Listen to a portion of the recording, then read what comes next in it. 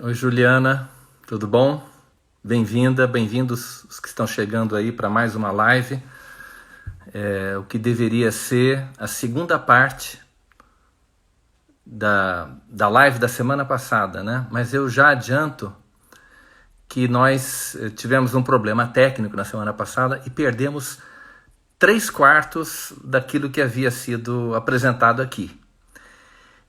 Por essa razão, eu vou repetir uma parte daquilo que eu já disse na semana passada.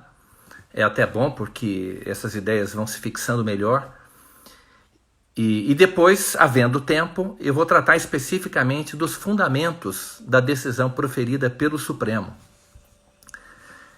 Como o material é bastante volumoso, dificilmente eu acho que vou ter tempo de esgotar, nesta live de hoje, o exame da decisão proferida pelo Supremo numa arguição de descumprimento de preceito fundamental, chamada ADPF 457, que foi o primeiro julgamento colegiado sobre essa questão de ideologia de gênero no ensino fundamental. É um caso importantíssimo, como vocês vão ver mais tarde. Não foi apenas um julgamento de medida cautelar, e o Supremo foi além. Ele não se limitou a dizer que os municípios não têm competência para legislar sobre essa matéria. Ele foi além disso. Ele foi além para dizer que essas normas são materialmente inconstitucionais. Ou seja, mesmo uma lei federal aprovada pelo Congresso Nacional, isso é gravíssimo considerando que o presidente Bolsonaro se elegeu com o compromisso de proibir esses conteúdos nas escolas. Mesmo uma lei federal aprovada pelo Congresso, se proibir a ideologia de gênero no ensino fundamental, o Supremo vai declarar essa lei inconstitucional, materialmente inconstitucional. Então nós estamos numa situação realmente delicada. Eu acho que a área jurídica do governo ainda não se deu conta disso, ou caso tenha entendido, tá na moita, né? Tentando ocultar a repercussão dessa decisão proferida pelo Supremo sobre essa tormentosa questão para as famílias, né? Sobre essa questão angustiante para as famílias, que é a ideologia de gênero no ensino fundamental. Então sejam todos bem-vindos. A gente está começando então a live de hoje. Eu vou fazer aqui de novo uma breve apresentação da história da luta das famílias contra essa ideologia que o próprio Bolsonaro disse que é coisa do demônio. E na minha opinião pessoalmente eu acredito nisso. Não se trata de uma corrente científica respeitável, em hipótese alguma. É uma ideologia mesmo, e perversa, porque uma vez que ela seja aceita, toda a construção da civilização, né, todos os códigos morais da civilização ocidental, eles vão ter que ser revistos, simplesmente isso. Né? Uma vez que essas, vamos dizer, esses princípios morais que vêm da antiguidade, né, vêm do Antigo Testamento, e são princípios comuns a todas as religiões que possuem uma moralidade, ao judaísmo, ao islamismo, ao cristianismo. São princípios que dirigiram a civilização para que ela chegasse até onde chegou hoje.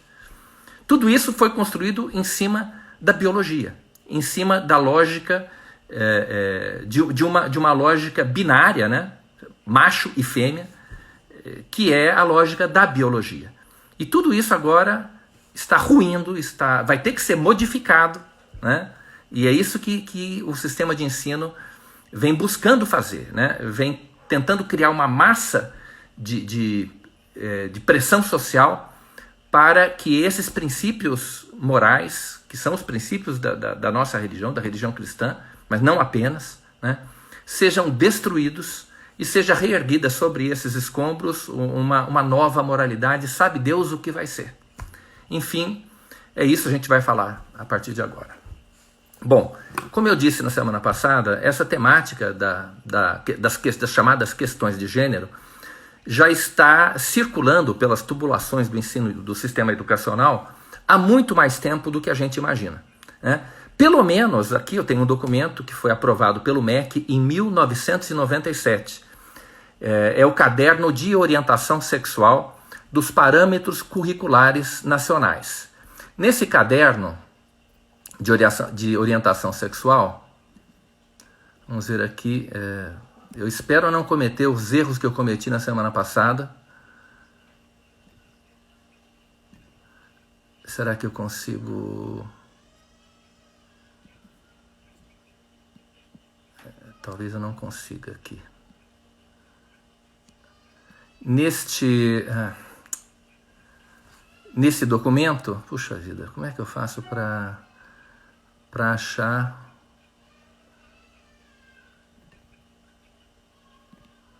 Eu quero achar, eu estou procurando aqui, eu criei uma pasta na minha galeria e agora eu não sei como acessar essa pasta. Roberta, se você estiver me ouvindo, me dá um help aqui, porque essa pasta está fora do...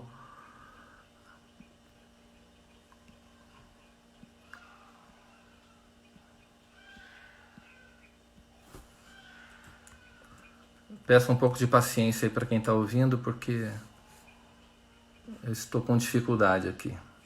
De novo, para variar.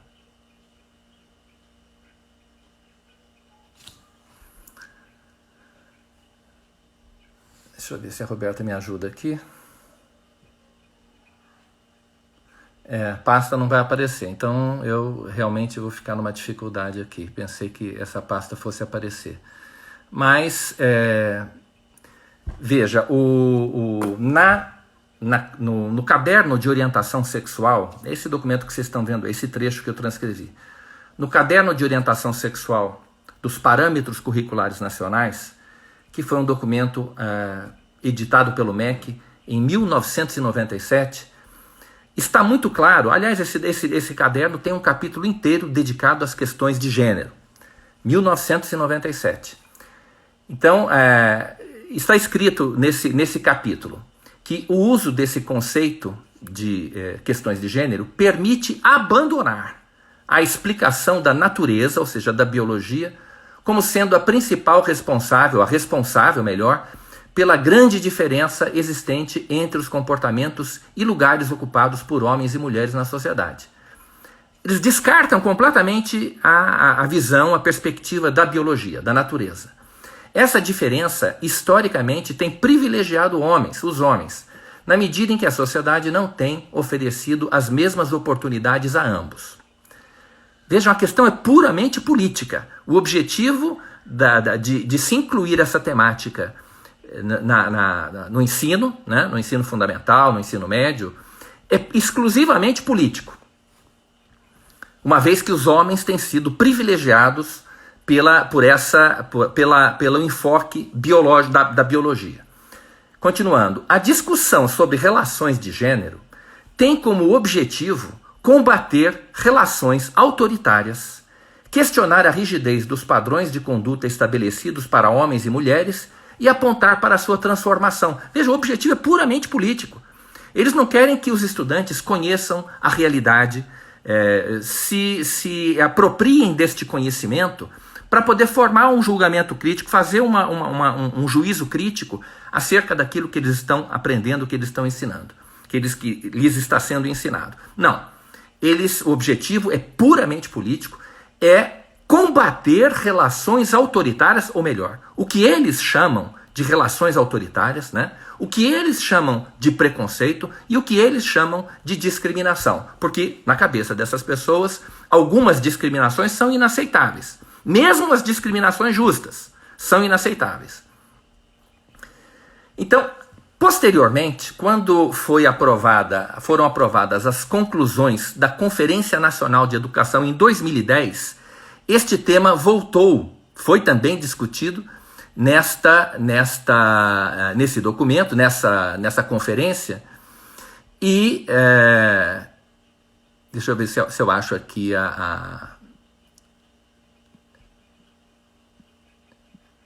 quando se decidiu, quando se estabeleceu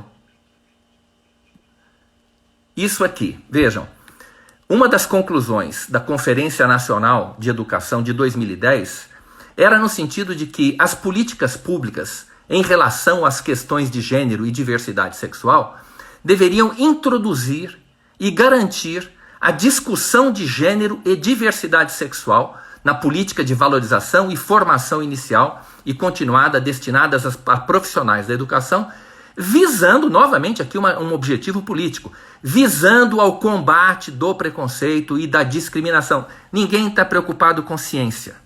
Importante a gente entender isso logo de cara. Essas pessoas, as autoridades educacionais no Brasil, que formularam essas políticas, né, ao longo desde 1997, pelo menos até hoje, ninguém está preocupado com ciência, ninguém quer saber a verdade das coisas. Eles querem usar essa temática como um instrumento para fazer mudanças na sociedade, né, para mudar a moral da sociedade, para mudar a cultura da sociedade. Ou seja, o objetivo é político. Não é ciência que está sendo feito aqui, e isso está confessado nesses documentos. É uma postura completamente... eles não escondem esse objetivo. Então, veja, o objetivo de se introduzir essa temática no ensino fundamental é combater o preconceito e a discriminação de pessoas lésbicas, gays, bissexuais, travestis, transexuais e mulheres. E também defendem aqui o estudo de gênero, diversidade sexual e orientação sexual no currículo do ensino superior. É claro que no currículo do ensino superior essa matéria é pertinente, né? Porque eles supostamente deverão estudar ciência. Agora, no ensino fundamental e no ensino médio, evidentemente os estudantes não têm os pré-requisitos na área da biologia, da medicina, da psicologia, da antropologia, da sociologia, para fazer um juízo, para compreender essas questões do ponto de vista crítico, né, do ponto de vista científico, e fazer um juízo crítico a respeito daquilo que lhe está sendo ensinado. Posteriormente, vamos lá aqui, depois veio, então, isso, vejam, de 1997, nós vimos quais eram os objetivos da introdução dessa temática na educação do ensino fundamental, do primeiro ao quarto ano do ensino fundamental. Posteriormente, em 2010, repetiu-se o mesmo enfoque, qual seja o enfoque de que essa matéria deveria ser introduzida no ensino fundamental e médio para fins de combate ao preconceito e não de compreensão da verdade científica. Posteriormente, aí sim as famílias acordaram. Quando essa questão chegou no Plano Nacional de Educação, as famílias acordaram. E houve uma grande mobilização para que essa temática não fosse incluída no Plano Nacional de Educação, que efetivamente acabou sendo aprovado sem referência às questões de gênero. Apesar de na Câmara dos Deputados, em 2014, a Câmara tentou, os partidos de esquerda, naturalmente, tentaram enfiar essa matéria no Plano Nacional de Educação, mas no Senado acabou sendo tirado, acabou sendo suprimido. Então o Plano Nacional de Educação, ele não proibiu a abordagem das questões de gênero, como muitas vezes se diz, mas ele não autorizou, ele foi omisso a respeito disso, mas foi uma atitude, vamos dizer assim, foi um silêncio eloquente, porque isto foi retirado do plano em razão da enorme pressão feita pela sociedade. O legislativo, diferentemente do judiciário, escuta a voz da sociedade. Quem não escuta são os burocratas do Poder Judiciário e do Ministério Público. Bem, quando o Plano Nacional de Educação foi aprovado, a partir dessa data, foi, se não me engano, abril de 2014, os municípios e os estados tinham o prazo de 1 ano para aprovar os seus respectivos planos municipais e estaduais de educação. Então, novamente, essa matéria foi para as casas legislativas dos estados e dos municípios, e as famílias se agruparam e começaram novamente a fazer a mesma pressão que haviam feito quando da votação do Plano Nacional de Educação no Congresso Nacional. Então, houve um grande embate, né, entre as famílias, os defensores da família e as igrejas, né, sobretudo, tiveram um papel determinante, e os movimentos, sobretudo o movimento LGBT e movimento feminista, né, representados pelos partidos de esquerda e extrema esquerda. Depois então, houve todo esse embate e isto continuou em 2017, quando foi aprovada a BNCC. Novamente, um grande debate nacional, com posições muito claras, né? De um lado, as igrejas, as famílias, os pais, contra a introdução dessa temática na BNCC, e de outro lado, os movimentos feminista e LGBT, sobretudo, e os partidos de esquerda, defendendo que essa matéria fosse introduzida na BNCC. Novamente, pelo menos esse foi o compromisso do ministro da Educação na época, o ministro Mendonça Filho. Esse tema não entrou de forma explícita na BNCC, mas houve o cuidado por parte do Conselho Nacional de Educação, que foi quem aprovou esse documento, de deixar todas as portas destrancadas, né? Todas as portas que podiam ficar destrancadas ficaram, né? Para que os professores e o material didático veiculasse este conteúdo nas escolas.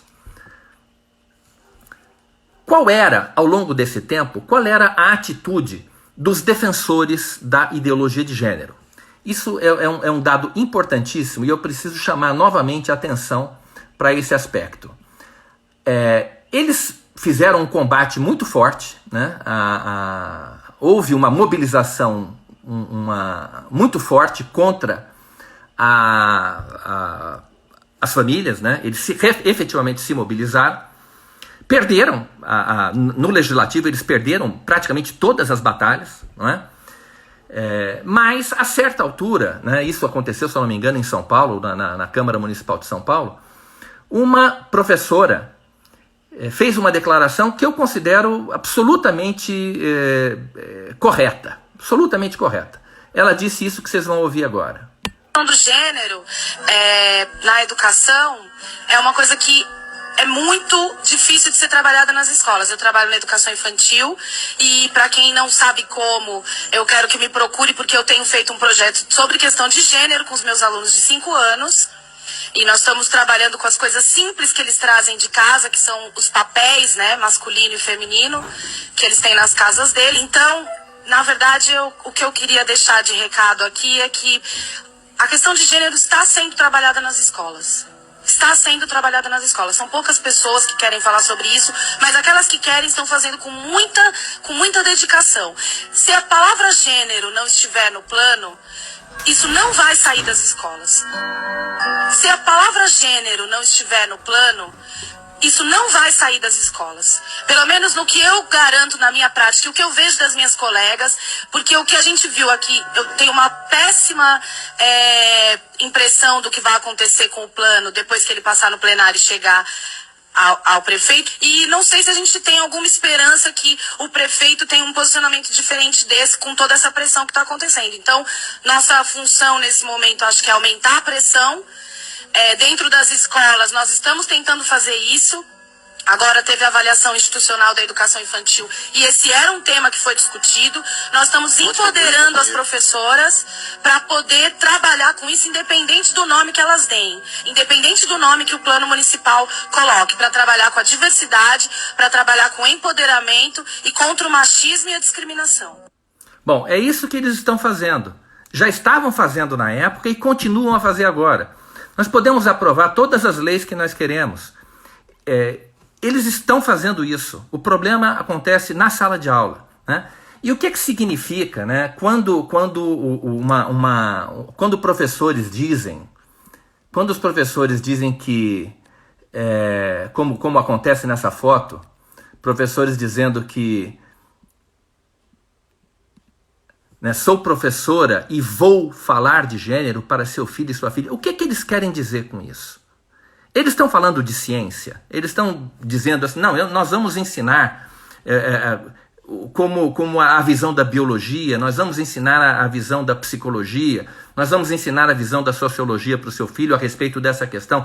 Essa é uma questão controvertida, seu filho precisa entender a complexidade dessa questão com argumentos da genética, da psicologia evolutiva, da antropologia. Vocês acham que é disso que esses professores estão falando? Vamos dar alguns exemplos aqui do que significa na cabeça desses professores, falar de gênero para os estudantes do ensino fundamental e do ensino médio. Aqui, bom, eu vou começar antes por algumas imagens colhidas aqui na educação infantil. Veja, a primeira coisa que eu quero mostrar para vocês é uma gravação de um menino de 5 anos de idade. Ouçam o depoimento dessa criança. O que a tia Thaís te ensinava na escola? O que eram as coisinhas que ela te ensinava? Ela fala que homem podia pegar coisa de mulher, mulher podia pegar coisa de homem. Por quê? Não, eu tô te perguntando, só pra saber, que a professora era muito legal, te ensinava as coisinhas, né? O que mais que ela te ensinava? E aquela vez você falou, que ela falou que o menino podia namorar com o menino podia namorar com menina, você lembra? Lembro. Como é que foi que ela te falou? Ela falou que menino podia namorar com homem, homem e mulher podia namorar com mulher. É? E o negócio do batom também que ela tava te ensinando? Que você tava lá na tia Bita e você tava com o batom das meninas. Aí o que ela te falou de batom também? Que homem pode passar batom. Ela falou pra vocês? Falou? Ela falou só pra você ou falou pra sala inteira? Fala pra sala inteira. É?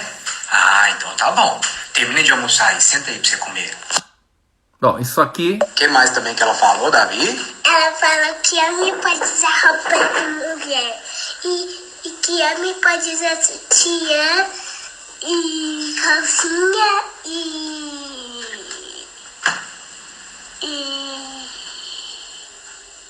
saia. E saia também? Uhum. Saia igual da mamãe, igual aquela que a mamãe usa? É, e também a maquiagem. A maquiagem também? Uhum. Ah, então tá bom. Bom, mais um vídeo agora, vamos ver. Olha a covardia. É isso que eles querem dizer com falar de gênero com seu filho e sua filha. Agora mais um videozinho para vocês verem o que significa, na opinião, a cabeça desses militantes disfarçados de professores, abordar a questão de gênero nas escolas. É isso que o Supremo não está vendo. Daqui é o meu filho, Enzo Alexandre. Quantos aninhos você tem, Enzo? 6. Você estuda? Sim. Gosta de ir pra escola? Sim. Qual é a sua turminha? Educação infantil. Então, galera, Educação Infantil tá com o projeto de incentivar a criança à leitura. Então, toda semana, uma criança é sorteada, né? E essa semana, meu filho foi sorteado. E você foi sorteada a quê, Enzo? Levar a bambolina. E o que é a bambolina? Essa boneca. Essa boneca? O que você tem que fazer com essa boneca? Cuidar. Como é que você cuida dela? Abraçar ela, dormir com ela, arrumar o cabelo, vestir a roupinha dela. É? Uhum. Então, galera, é isso aqui que a escola tá colocando, né? Incentivando a leitura. Aí ela tem o livrinho dela, com as imagens ilustrativas, né? Para ensinar a criança, estimulando a criança a leitura. E deste livrinho tem um caderninho aonde você relata, né, o seu dia a dia com esta boneca, né? Você desenha, faz um desenho e relata o que você passou com a boneca durante esse período, né? Então, galera, para mim, incentivar a leitura não é dessa forma, não. No meu ponto de vista, de ver, ter várias outras formas de incentivar a leitura. Por que levar uma boneca para casa para incentivar a leitura? Por que não uma outra coisa? No meu ponto de vista, não é isso. No tempo que eu estudava, incentivar a leitura, a gente era incentivada a ler, lendo os gibi, tinha os gibizinhos da Mônica. A gente lia os gibizinhos. Era assim que a gente era incentivado à leitura. E não trazer uma boneca, um menino ser sorteado para poder cuidar de uma boneca, fica aí um alerta aí, ó. É isso que eles estão fazendo. Vocês vejam a indignação desta mãe em relação a essa atividade que a escola está promovendo com as crianças. E qual é o objetivo dessa atividade? É combater o preconceito, é combater o machismo. Então, gente, para combater o machismo, como dizem os militantes, esses fanáticos da religião do gênero, como eu costumo dizer, é necessário destruir a autoridade dos pais sobre os filhos, desacreditar os pais diante dos filhos. Os pais não valem nada, os pais são ignorantes, os pais são preconceituosos, o pai é machista, a mãe também é machista porque ela defende esses valores. Então é isso que está acontecendo. Mais um exemplo do que significa, um exemplo inclusive simbólico, do que significa falar de gênero na cabeça dos fanáticos da religião do gênero, como aqueles professores que estavam desafiando os pais, dizendo que, queira você ou não, eles vão falar de gênero para seu filho e sua filha. E agora, com a aprovação do Supremo Tribunal Federal. Este vídeo que vocês vão ver é o trecho de um vídeo gravado numa escola pública de Juiz de Fora. No Dia da Criança, foi lá convidaram uma drag queen, e a drag queen começou a fazer festa com as crianças. Vejam o finalzinho desse vídeo. Quem quer ganhar de das crianças? Gosta de mim, sim ou não? Toma. Vocês vão ficar pensando sobre essas coisas de meninos e meninas, isso não existe, tá? E eu vou lá pra outra sala. Isso é... Todo mundo, então, esse negócio de coisas de meninos e meninas é o quê? Viu? Toma, família brasileira. Toma, família brasileira. Toma. Vocês vão ficar pensando... Vocês viram a atitude dessas pessoas, né? Eles estão jogando a família brasileira na lata do lixo. Foi isso que o Supremo Tribunal fez. O Supremo Tribunal Federal deu um grande toma à família brasileira, né, quando julgou essa DPF. O julgamento, eu ainda não li os votos todos porque eles ainda não foram publicados. Eu li o voto do relator, o ministro Alexandre de Moraes. Ele não tomou na mais mínima consideração os argumentos nem da ciência, nem das famílias. Ele deu um grande toma, família brasileira. É do jeito que nós queremos e vocês que têm que engolir. Foi isso que fez o Supremo Tribunal Federal. Quando esse acórdão vai sair, essa decisão vai ser publicada em breve com vários... E foi unânime o julgamento. E foi final. E foi de mérito. E eles disseram, essa lei é materialmente inconstitucional. Repito, eles não disseram apenas que o município não pode legislar a respeito. Não, mesmo que o Congresso tente legislar a respeito, queira legislar a respeito, essa lei já vai nascer inconstitucional, segundo o entendimento dos ministros do Supremo Tribunal Federal. Que não consideraram, né, nesse julgamento, tanto quanto eu sei, a posição da ciência e a posição das famílias. Compraram, assim... de forma sem nenhuma reserva, eles aceitaram os dogmas da ideologia de gênero e julgaram com base nesses dogmas, insinuando que qualquer oposição a esse ponto de vista só podia ser ditada pela homofobia, pelo preconceito, pelo sexismo, pelo machismo. Ou seja, desqualificaram totalmente a esmagadora maioria da população brasileira, como se ela não tivesse direito, como se os pais não tivessem direito de dizer aos seus filhos o que é certo e o que é errado. Vamos ver mais um exemplo agora no ensino médio, ou já mais para frente, nas últimas séries do ensino fundamental. Esse professor aqui é de uma cidade de Alagoas, né? E ele fez um evento na escola dele, uma escola pública. A cidade se chama São José da Tapera. E esse professor fez uma semana, ela faz um evento, né, para desconstruir a heteronormatividade. E ele próprio se colocou como um modelo, né, simbólico dessa desconstrução. Aí vejam as coisas que os alunos foram induzidos a fazer, ou fizeram, enfim, porque eles gostam do professor, confiam no professor, o professor faz a cabeça dos alunos e os alunos acabam fazendo aquilo que o professor sugere ou os induz a fazer. Aqui, uma menina vestindo roupa de homem, de garoto, e um garoto usando vestido. Aqui, um menino usando roupa de noiva. Aqui, uma menina com uma plaquinha, eu sou lésbica.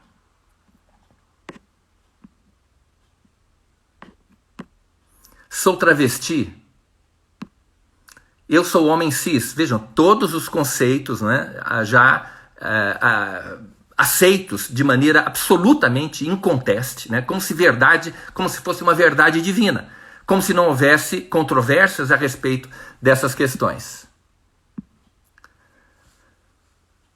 Agora, outros exemplos sobre atividades desenvolvidas nas escolas. Está aqui. Cartazes feitos por alunos que está escrito aqui: crente de verdade ama. Ama a diversidade. Crente de verdade ama, desqualificando, né, o pastor, desqualificando a religião, o católico, desqualificando a orientação cristã que os pais tentam dar aos alunos. Porque eles podem mostrar o amor deles, os heterossexuais, e eu não posso. Isto não é ciência, isto são slogans de um movimento ideológico, né, de um movimento político como é o movimento LGBT. Unidos contra o preconceito, chamam as nossas convicções, né, a nossa moral, a moral cristã, né, que considera a prática homossexual como um pecado grave, eles chamam isso de preconceito, jogam a Bíblia no lixo. É a nossa fé. Eles podem não concordar com isso, mas são as nossas crenças. Eles jogam isso no lixo, chamam de preconceito. Os filhos em casa vão se referir aos pais como homofóbicos e preconceituosos. Eles se transformam em juízes dos pais, em juízes daquilo que os pais devem lhes ensinar. Aqui, não é opinião, é preconceito. Se o corpo é da mulher, ela dá para quem ela quer.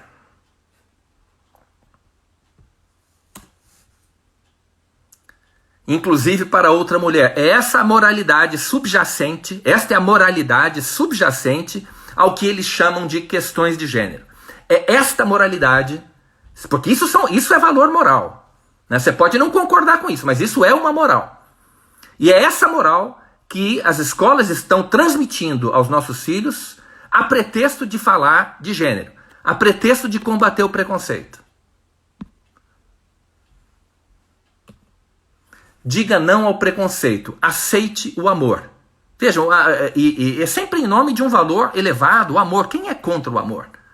Não é? Mas é dessa maneira que eles colocam, para enganar as crianças, simplificando uma questão complexa e retirando essa matéria do controle da família. Os pais passam a ter que aceitar seus filhos com essas ideias. Eles não podem mais querer transmitir aos seus filhos as suas convicções morais, as suas convicções religiosas. Eles agora têm que se submeter às convicções do movimento LGBT, que são promovidas por militantes disfarçados de professores, dentro de sala de aula. Cartazes feitos por crianças, sempre o arco-íris, o símbolo do machismo, do movimento LGBT, e por aí vai. Novamente aqui uma outra questão recorrente nos livros. Ainda bem que não caiu, graças a Deus, estava pensando que tinha caído de novo. Vamos lá, gente. Bom, ainda bem que a gente mexe no iPhone e acaba dando confusão. Novamente, vamos voltar aqui então. Valeu, Juliana, Beta, obrigado aí pelas... Não está caindo nada, não está tudo certo. Aqui, gente, outro tema recorrente nos livros didáticos é a desconstrução da família tradicional, né? As crianças passam a aceitar as realidades sociológicas. Nós sabemos que essas famílias existem. Agora, não são modelos para os nossos filhos. Nós queremos transmitir aos nossos filhos a nossa visão de família. Aquilo que nós queremos para eles. Nós queremos que eles se casem com um rapaz, com uma mulher. Nós não queremos que eles constituam famílias fora dos padrões que nós consideramos, com base nas nossas convicções morais e religiosas, que são corretos. Eles têm todo o direito de acreditar que isso não está certo. Mas nós temos o direito de acreditar que é assim que deve ser, né? Não cabe à família promover os nossos modelos de família, nem os deles. Nós não queremos, nós cristãos, não estamos reivindicando que as escolas façam propaganda da família tradicional. Nós não queremos isso. Apenas respeitem as nossas famílias, como nós também respeitamos as famílias deles. Ou os modelos familiares que eles querem constituir.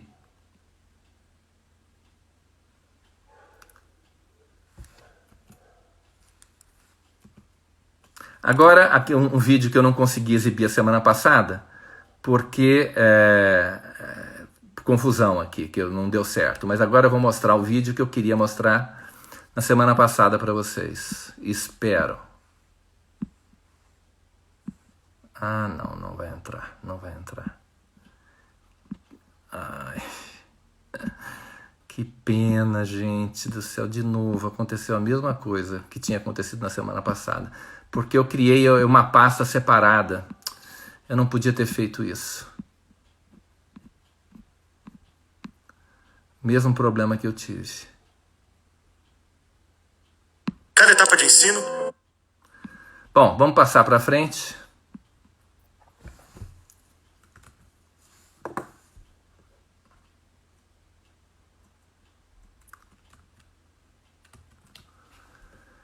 Então, gente, é isso que significa. Eu podia mostrar muito mais coisas se eu não tivesse feito de novo, não tivesse cometido de novo o mesmo erro que eu cometi na semana passada. Mas é isso, em rápidas palavras, o que um professor quer dizer quando ele diz: sou professora e vou falar de gênero para seu filho e sua filha. Ele não está falando de ciência, ele está falando de adestramento. Ele está falando de manipulação psicológica. Ele está falando de engenharia social. Né? E tudo isso, gente, você não precisa ter um curso de direito. Qualquer pessoa entende intuitivamente que essas práticas são abusivas. Você não precisa ser formado em direito, você não precisa ser ministro do Supremo Tribunal Federal para saber que tudo isso ofende a dignidade da pessoa humana. Eu até fiz uma listinha de normas legais que essas práticas violam. E violam de forma ostensiva. Né? Vamos ver.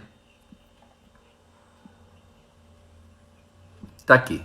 Olha, essas práticas de manipulação psicológica e adestramento comportamental violam claramente, inequivocamente, o princípio da dignidade da pessoa humana. Por quê? Porque elas estão tratando um ser humano como um rato de laboratório, como uma cobaia. Estão manipulando esse indivíduo para que ele passe a ser instrumento de uma pauta ideológica. Isto viola claramente o princípio da dignidade da pessoa humana. Viola o direito da criança e do adolescente à incolumidade psíquica e moral. Está no ECA isso aí, além da Constituição, está no ECA. É claro que você está introduzindo uma enorme confusão na cabeça das crianças numa fase em que elas estão ainda em formação. Um adolescente, uma criança, não tem como se defender, não tem repertório intelectual para se defender desse tipo de ataque. Então isso viola claramente a sanidade psíquica e moral desses indivíduos vulneráveis, e eles se aproveitam dessa vulnerabilidade para tentar manipulá-los. É muito grave o que está acontecendo. Viola claramente também a liberdade de consciência e de crença dos alunos, porque os alunos não têm escolha. Eles se submetem a essa lavagem cerebral dentro de sala de aula. Então é mais um princípio constitucional, uma garantia constitucional que está sendo violada.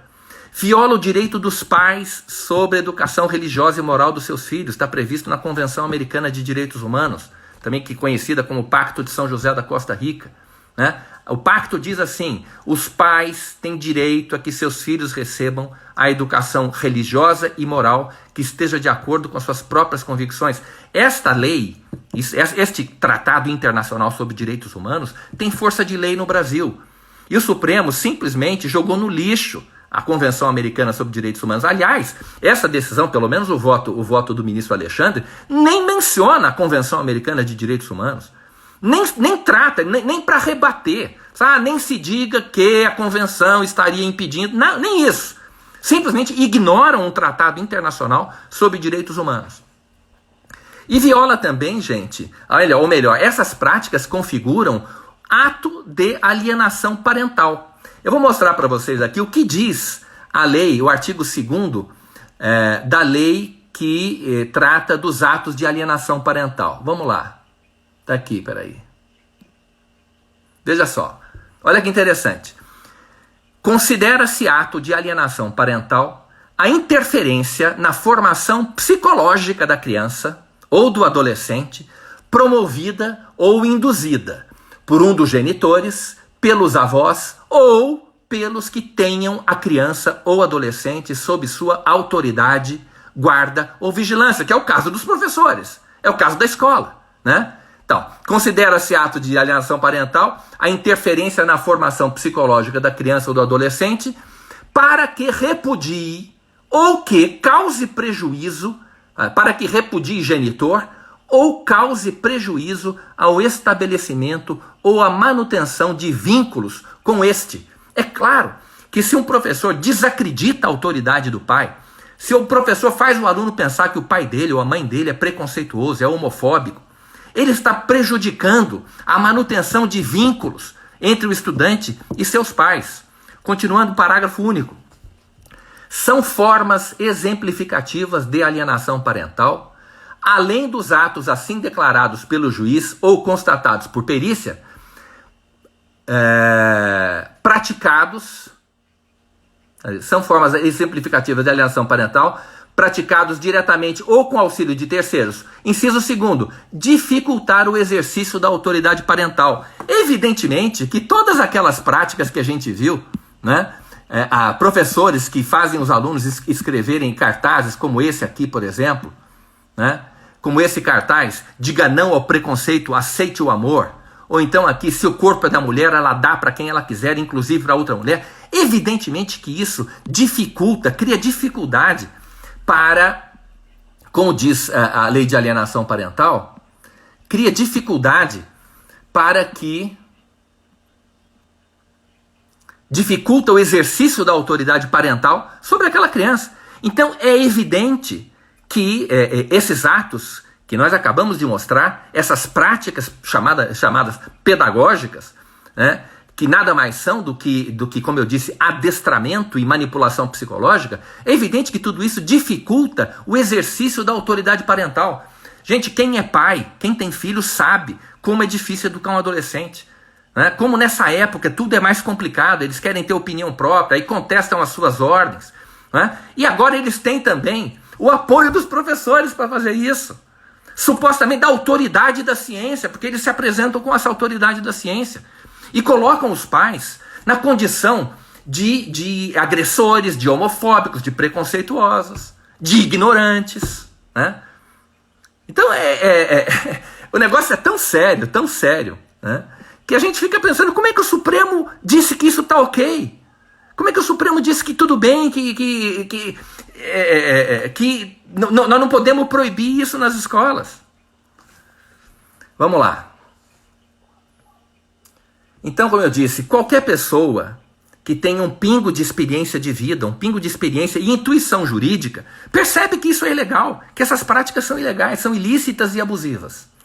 Porque violam, como eu disse, todas essas leis, né, todos esses artigos de lei que eu mencionei.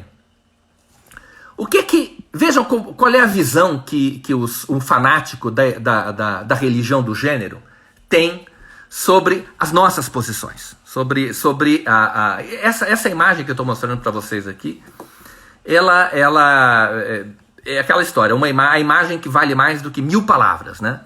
Aqui nós estamos mostrando, segundo a visão dos fanáticos da religião do gênero, as diferenças entre sexos, né, o masculino e o feminino, a menina e o menino, são causadas pela violência, pela opressão do macho branco, né, que impõe comportamentos a esses indivíduos. Como se a biologia não tivesse nada a ver com isso. Vejam como é simbólica essa imagem, como ela é expressiva. Ela reflete precisamente a ideologia de gênero, relegando a um papel absolutamente irrelevante a biologia e a natureza. E foi justamente esta perspectiva, né, esse desenho, essa caricatura, reflete a perspectiva adotada pelo Supremo Tribunal Federal nesse julgamento, ignorando por completo, né, o ponto de vista discordante da teoria de gênero, da chamada teoria de gênero. Muito bem. Então, logo depois que o Plano Nacional de Educação foi aprovado, começaram a aparecer as leis municipais e estaduais, muitas delas fazendo aquilo que o Plano Nacional de Educação deixou de fazer. ou seja, proibindo efetivamente a ideologia de gênero nas escolas. Essas leis foram aprovadas e o Ministério Público Federal, né,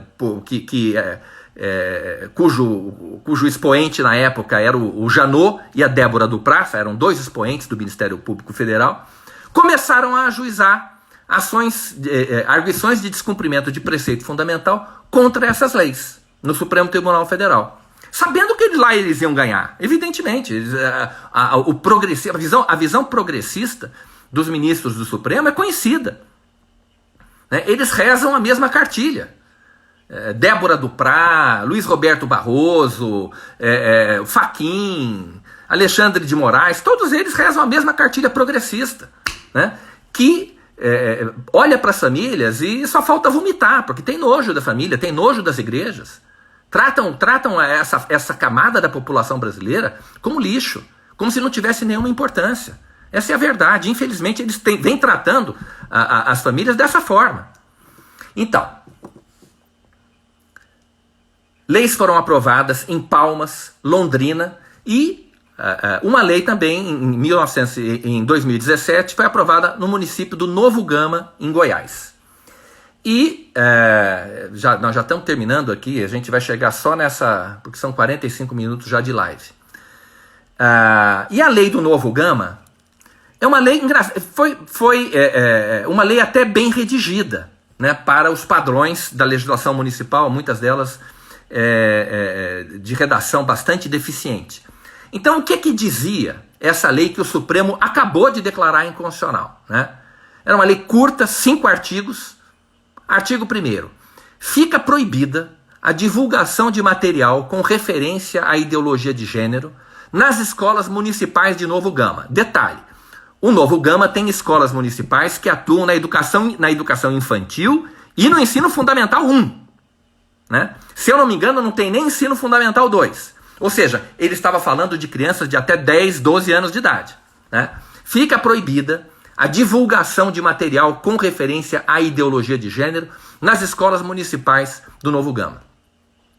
Todos os materiais didáticos deverão ser analisados antes de serem distribuídos nas escolas municipais de Novo Gama.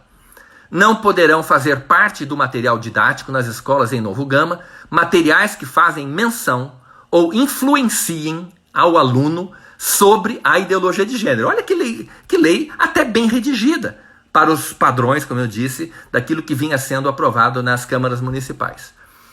E era só isso.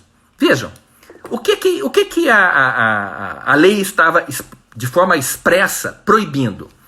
A promoção da ideologia de gênero. Ela não estava nem proibindo, essa lei não estava nem falando das questões de gênero. Ela estava falando da ideologia de gênero. E vejam, o que ela estava proibindo era uma prática ilegal.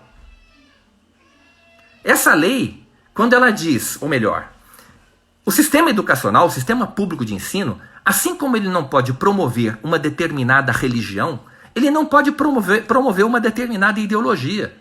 É inconstitucional. Isso viola o princípio da laicidade do Estado. Até porque essa ideologia de gênero, ela é uma ideologia francamente hostil à moral cristã, por exemplo. Ela é incompatível com a moral cristã.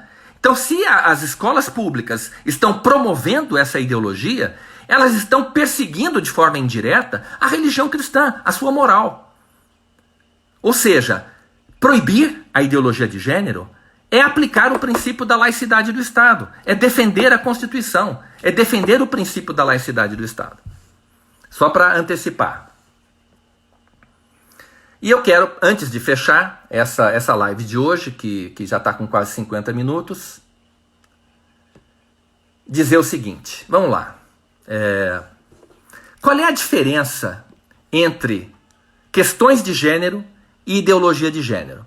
Eu gostaria que vocês refletissem sobre essa distinção que nós fazemos. Questões de gênero. Isso é um tema complexo, multidisciplinar e altamente controvertido, passível de ser objeto de investigação e estudo por pessoas com formação científica nas áreas da biologia, medicina, psicologia, sociologia, história, literatura, antropologia, etc.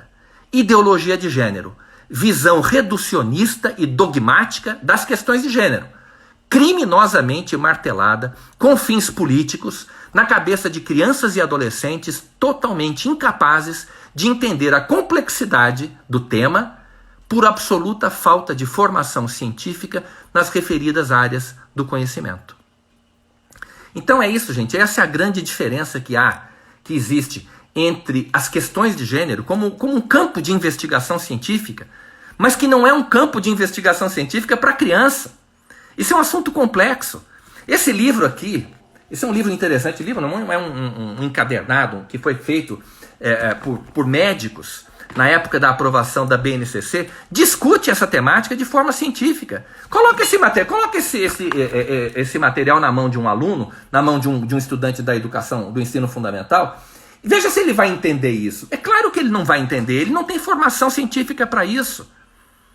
Então a única forma que os alunos, o único conteúdo que os alunos conseguem entender é o slogan, é o cartaz. É a fantasia que está sendo vendida pelos professores, pelos militantes disfarçados de professores dentro das escolas. Bom, nós vamos ter que continuar essa live na semana que vem, e eu espero que dessa vez ela não vai cair. Então nós vamos ficar com esse material já gravado, e em cima disso nós vamos tratar especificamente dessa decisão que foi proferida pelo Supremo Tribunal Federal na semana que vem. Tá legal? Não sei se alguém quer fazer alguma pergunta. Tem aqui, já tem uma pergunta na...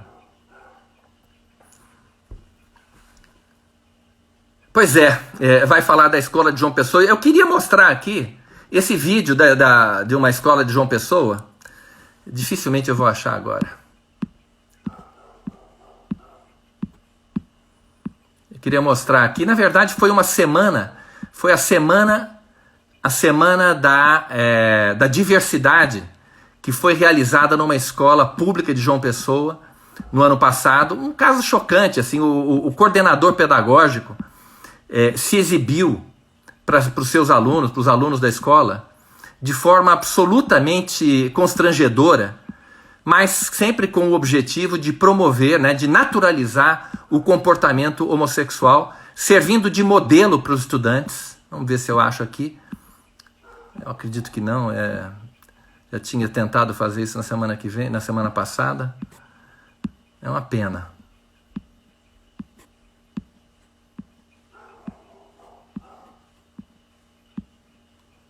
Se vocês tiverem um pouquinho de paciência, eu vou achar.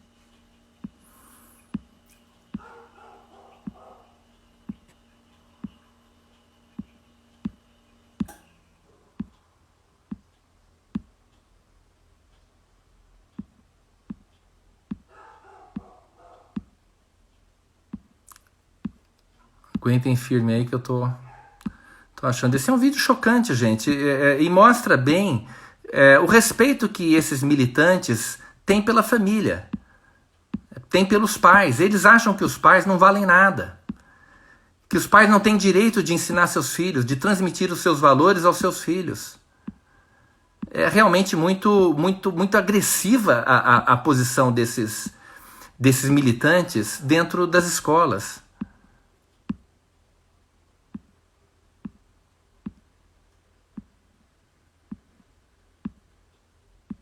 Parece que é o único vídeo que eu não estou achando aqui.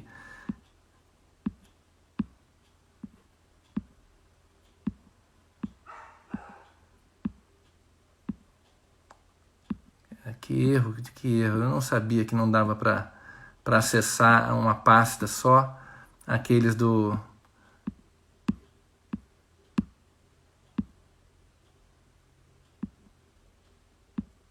Achei. Pronto, está aqui, ó.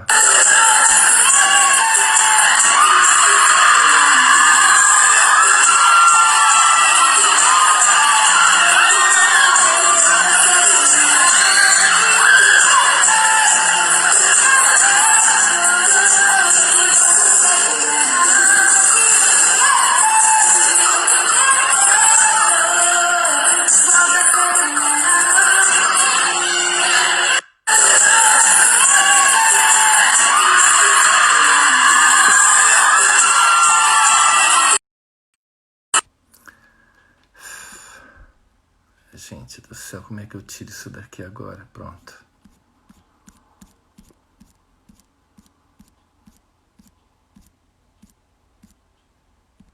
Bom, gente, eu vou encerrar essa live antes que eu acabe cometendo outro erro e caia de novo, tá legal? A semana que vem a gente continua. Desculpa aqui as falhas. E nós temos que fiscalizar as escolas. Não adianta contar com o Supremo. O Supremo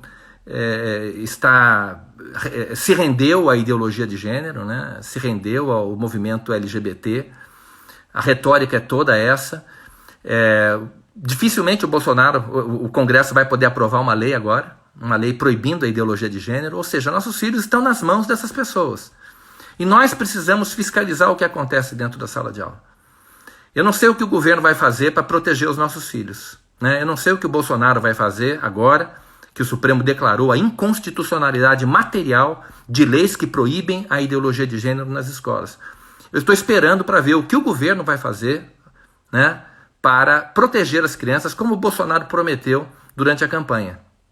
Agora ficou mais difícil, porque o Supremo já disse, olha, se vier uma lei do Congresso, nós vamos declarar inconstitucional. É isso aí, pessoal. Até semana que vem eu conto com a presença de vocês. Tchau.